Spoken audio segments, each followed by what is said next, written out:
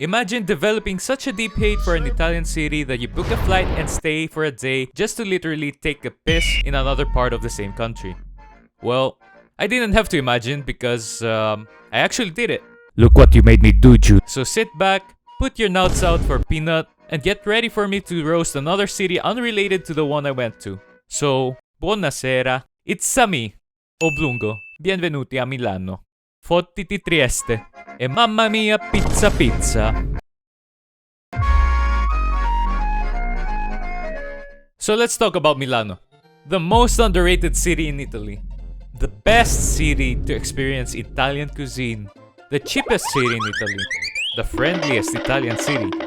The Italian city least overcrowded by basic white girls drinking an Aperol Spritz on a rooftop bar specifically in front of the Piazza del Duomo. I don't know if you realized, but I'm being sarcastic. And another thing I don't know is what I was thinking when I booked the tickets. Even though I love Italy, as it is my most traveled country, and this trip being my second time going to Milan, the south is way better. Just because there's no city called Trieste in the south. And with all that said, I just went on a day trip during my day off, just because I can. Which ended up with me spending almost 300 euros just for the ticket of an event that I wanted to go to.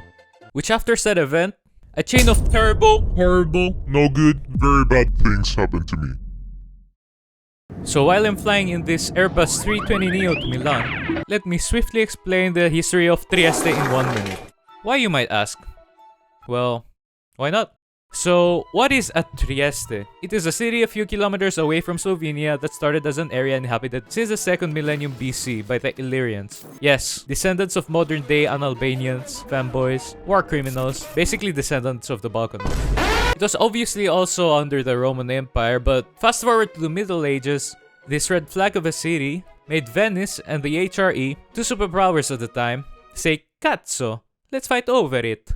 But eventually in 1382, Trieste came under the rule of the hyper-polyglot Giga Chad alpha male family who is very attracted to every woman and man in the same bloodline. But hey, they were autonomous, but that happiness didn't last as they were sacked by the HRE Emperor Frederick III in 1469. He felt bad after that, so as a sorry, he restored the walls of the city. In the 18th and 19th centuries, Trieste sadly turned into one of the most important cities of Austria-Hungary, which made the city really diverse, with different shades of white people, mostly Italian, Slavic, and German-Austrian communities living there. Though there was an assassination attempt of the then ruler of Austria-Hungary, Franz Joseph, in 1882, because of some bad blood between him and the Italians. Speaking of him, after the war his brother's assassination caused, Trieste was annexed by Italy in 1920. Which led to tensions with the local Slovene and Croatian populations, many of whom resented being Italicized under Mussolini. After World War II though, Trieste was part of the Free Territory of Trieste administered by the United Nations. Eventually, in 1954, Trieste was officially returned to Italy, and today, Trieste is not even known for anything. Irrelevant. Also, you might have wondered, why did they call Trieste a red flag? Because this is actually the Trieste flag. Ftu. With ftu. When this is your flag, that says a lot about your people.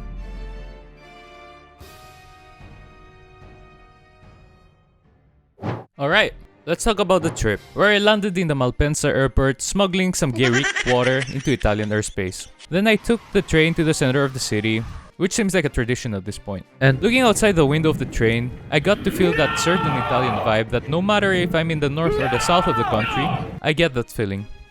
What? Is it just me?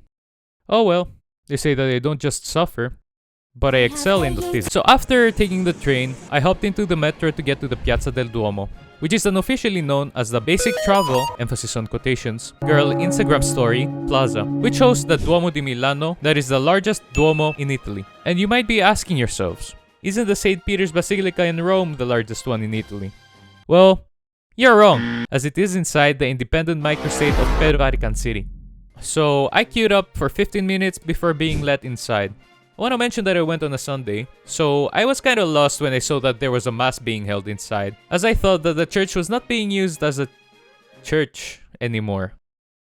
Well, that's why they still hold masses. Anyway, the church from the inside felt very demure, very grande, especially with the massive columns scattered around supporting the entire structure. And the walls were filled with sculptures and plaques commemorating different saints and important figures in Milan's history.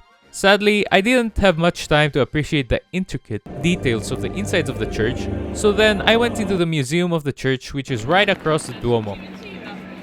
In the museum, it was the first time after a long time that I have seen so much gold within 20 minutes. Because the last time that happened, I was doing a heist in GTA Online. By that time, I could hear my stomach growling. So instead of going somewhere to eat, I decided to buy the tickets to see the roof of the Duomo because that's what I see in everyone's stories when they go to Milan. And my brother in Christ, the wait time was not worth it. As beautiful as it was, other than because I had to cram everything I could within less than 24 hours, I waited 40 minutes in line, and in 20 of those minutes, I was waiting. Under the sun. And as everyone should know by now, is that the sun is a deadly laser. The queue wasn't that long though, that's what she said. All that wait was caused because of that one and only unpaid, overworked elevator, doing its best to lift everyone up. It was fast though, but quite small. When I finally got to the roof, I saw the view of Milan and it was amazing. The details in the buttresses and the pointy things, unbelievable. All ruined by the wait time and the amount of people up there, as well as the wait time to get down. I had to wait another 20 minutes under the sun just to get down after staying on the roof for only 15 minutes. Anyway, I managed to get down of the church. And because I believe that the best way to get to know the country you're visiting is by trying their local food, I went to the local Jollibee for some Filipino fried chicken. Oh, brother! I mean, the other option is to sit in an overpriced restaurant for some Northern Italy pizza wannabe, but let's not get ahead of ourselves. So back to Jollibee. The place was overcrowded, and there was barely any space to even move around. So I waited once again, but this time, let's play a game. You have to guess what I did while waiting for my food. Was it A. Watching reels, B. I started a conversation with a random person, C. Search for the table to sit on, D. Went outside to vape, or E. I postponed the spa appointment I booked 10 minutes before the actual time I had to be in the spa. What? Did I forget to tell you that while I was waiting to get up to the roof of the Duomo, I managed to book a spa appointment after asking my followers in the story if I should relax or explore the city, with the result ending up in a tie? Oh, forgive me daddy for I have sinned. It was E, by the way. So after 15 minutes of waiting, I managed to get my chicken for takeaway, so I immediately took the metro, where as I got out of the station, I passed in front of a McDonald's. Relevant for later. After leaving my stuff in the hostel, I finally ate my delicious fried chicken. After phantom taxing myself, I went to the spa, which was luckily a 5-minute walk away, but I had to queue up once more to get in. Just kidding. The self-check-in had no queue, so the first thing I did was change into my swimwear. Then I went into different saunas like the regular one, the one with dried flowers, and the hotboxed one with a type of herb that wasn't weed. I think it was mint. And that's why I felt my eyes burning whenever I tried to open them up. It had so many saunas and yet none of them were as hot as the ones in Finland. Where's the Finnish person when you need them? Other than the saunas, there was also a pool with artificial rain. But the best part was that the walls of the pool were screens, which made it way more immersive and better to flex on stories than what it would have been without them, because the pool was actually tiny, like she said. And sadly, I just stayed for 2 hours out of the 5 I was allowed in, because I gotta go charge up my phone in the hostel, as I wasn't allowed to bring any power banks in the next location I'm gonna go to. Do you remember a football championship called Euro? I happened to be in Milan in the day of the finals. So let's have a quick summary of the history of Milan and see what it has been through in its different eras. In the most brain-rotted way possible, of course. So, Chad, we're gonna start with the Celtic era, as the Celts started spawning in the Italian map around the 6th century BC. Actually, it's a Celtic tribe that called themselves Insubris. Shut the fuck up, whoever they were. They decided to build their goon caves in the today Lombardy region. They did a vibe check on the place, and named it accordingly Medhulanon, based on its broken location in Pavali, because they'd be busting out resources in that place. During this time, the city was the alpha when it came to trade and cult, slang for culture, yet it was not the sigma when it came to political power. But in 222 BC, it came under the Gunnar Romans era, it is when the city started its Sigma grind set for real. After the Romans did a vibe check of their own, they renamed the city Mediolanum. What the skibbity? Under the Romans' baby Gronk, Milan became the alpha military and trading hub that by the late 3rd century AD, it min-maxed hard to become the capital of the Western Roman Empire. It is in this place where in 313 AD Emperor Constantine decided that Jesus guy was worth glazing over, making him the top G throughout the empire. However, the city took some LS in the chat after getting attacked by their ops after being so Ohio. Medieval era. After the Roman Empire got diagnosed with a severe lack of riz. We got the fall of the Roman Empire before GTA 6 Womp Womp. Milan was officially cooked, entering its indecisive Ho era just like Trieste. It started after Attila sacked the city 452 AD.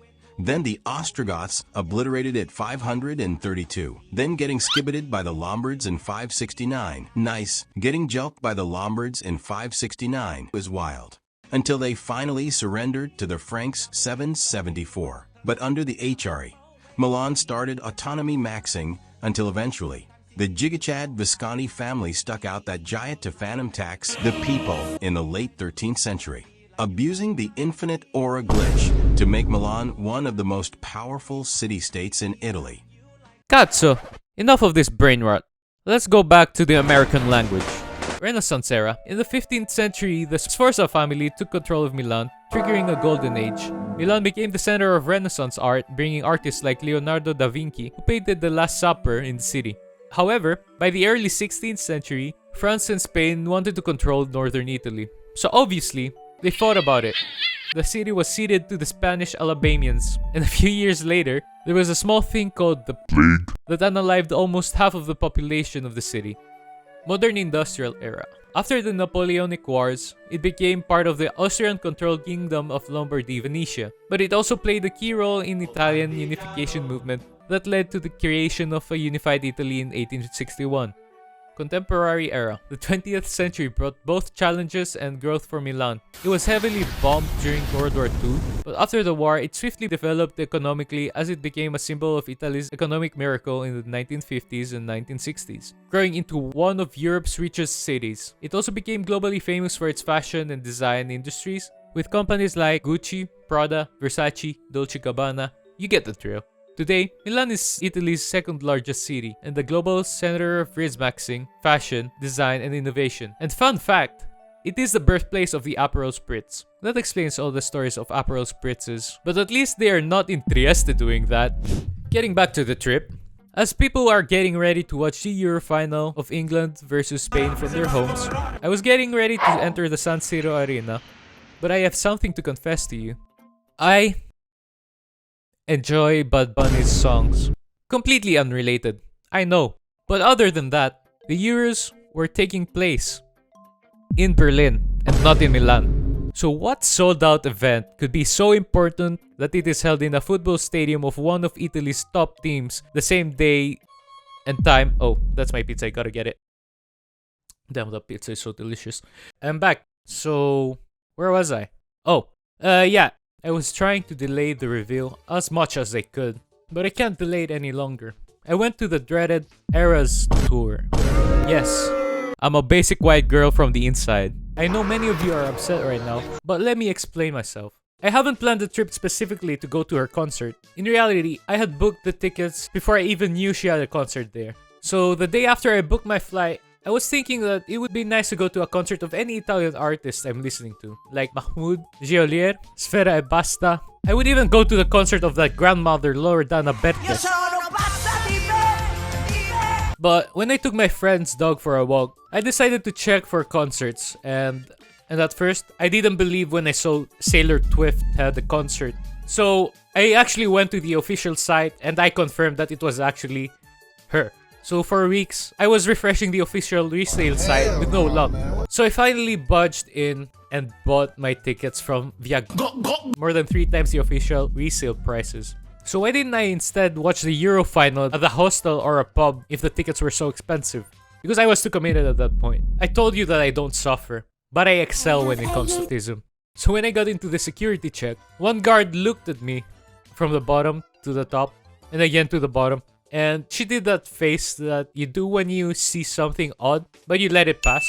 As if a straight man can't enjoy a Taylor Swift concert alone. When I went through, another guard stopped me to give me my light bracelet, which made me reproduce... That's a wrong word. Which made me recreate the flag of the Russian Empire. But let's not get over the top. I missed the opening act, who was Paramore. It wasn't fun because I had to climb these huge pillars to get to my seat.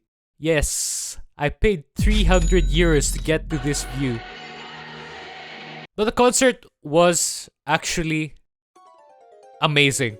It was a 4-hour mega show and the atmosphere was... I have no words. Everyone was singing alone and at some points the crowd was actually deafening.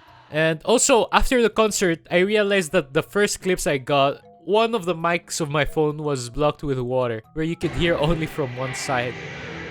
And this was the concert, the thing that made me a full Swiftie.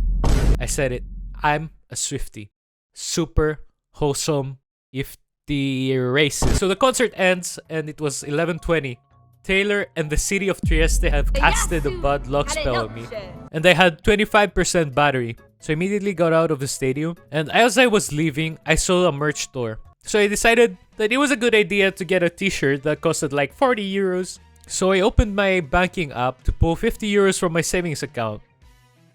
It was not letting me. So I restarted my phone and it was still having problems. Then I noticed that the internet on my phone isn't working. So basically, I sat next to the merch stall for 15 minutes on my phone to fix the problem. The problem was the cell tower that had to connect, like, I don't know how many, like 40,000 people to the internet. Like, that cell tower, it needs a raise, bro. It needs a raise. So I lost patience and I left. And then I queued up for the metro. 5 minutes later, I saw that the queue wasn't moving. And there were popo blocking the main entrance. Then I started getting really nervous because my internet isn't working. I had 3 euros in cash on my pocket and I couldn't even call a taxi. I left the queue, but luckily I found out that there was another queue for the elevators, which was smaller. And after half an hour, I finally got down to take the metro. Then I was supposed to change lines in the Duomo station, so I got out of the metro. And when I was going to the platform of the other metro, the gates were closed. And I was like, it's alright, I'm gonna go find a night bus. As I was going up the escalators, I checked the time on my phone and it was around like 12:10 at midnight. And as I did that, my phone just died. So that's when I really started thinking that I was really cooked. But since I got down at the Duomo, I basically knew the area, so I followed the road to the Jollibee, hoping for something to save me, or somewhere to charge my phone at least. Then I spotted a building with bright lights that seemed open. I went inside and I saw that it was a casino, and I immediately went to the slot machine, bar, to ask for a charger, using the American language, of course. 9-11, it's the best. The bar woman looked at me and she said, "No inglese, per favore." I tried to ask for a charger with hand signs since it's basically Italy's co-official language. And she understood that and said in Italian that she had a charger. Finally, the Spanish Duolingo lessons came in clutch for something. And after 15 minutes of charging, it had only reached 2%. 2%. I'm telling you, no cap, for real, for real. So I booted the phone up with the internet finally working and I checked how to get back to the hostel by bus. Luckily, the bus stop was right across the casino and it said that the next bus was leaving in 10 minutes. So I ordered some water because I was thirstier than my friend when he gets no matches. And for some reason, the POS machine didn't allow me to pay. For a while, we were trying to figure out why it wouldn't accept my card. But then they finally pulled out another POS. And till this day, I thank the gods that it worked. So I chugged the water, unplugged my phone, and I immediately left. But as soon as I got out, I saw the bus I needed to take, leaving in front of my eyes. And I was like, F this shit, man. I'ma leg it instead. So I tried to figure out the best way to go back home on foot. And after 5 minutes of walking, I saw this barely lit road that I needed to pass. Empty, super sketchy, that I did a complete 180 and I went back to the bus stop to wait for the next bus. My phone died once again, but after all these strings of bad luck, not even a minute after I reached the bus stop, a bus appeared. But as I got on the bus, I realized that I didn't really know where I was gonna get down. But at least I remembered the stop's name. So I asked a stranger if he could help me figure out which stop I should get down, and he said sure. We had a small talk about how it is like living in Milan and other things. Then I noticed from a distance a McDonald's. And in my head, I remembered seeing a McDonald's near the hostel, so I asked the stranger if this is my stop. And he was like, no, not yet. At the next stop, my brother. So I was like, okay. But then he asked his friend to be sure if this is the spot, and he said yes. I should get down immediately. So I thanked him, and with the doors about to close, I got off the bus stop and went to the hostel, and I immediately charged my phone. All of this could have been avoided if Mrs. Swift would have just let me bring my power bank at the concert, and if Trieste could just be a normal city. So the next morning, I woke up to catch my flight, and thankfully nothing bad happened after that. That is, to my next trip. So that was my 24-hour Milan trip. I did cram lots of things in one day, and as much as I hate to say it, it was the best trip I had in Italy. From standing under the sun for 20 minutes, to the Jollibee, to the sauna, to trying to figure out how to get back home from a concert with no battery left. And as a person who barely remembers what I have eaten an hour ago, it is certainly a trip I will surely remember. And also, I have some advice as a professional Italian connoisseur. I originally have planned to give you guys some advice about Italy and where to go and what to do. But I realized that no matter where you go in Italy or anywhere in the world, while traveling, you can always create a story that you will always remember, having fun or not. Anyway, thank you for watching, and for all the Italian people out there, grazie a tutti per aver guardato. Basta. Sfera e basta. Recuerda, whatever it is in Italian. Il sud è meglio del nord, e lo sapete. Finalmente, fotiti Trieste. Mamma mia, pizza pizza. 5 cellulari nello tutto gold, baby, non gli chiamerò. Oh, sorry about that. That was awkward.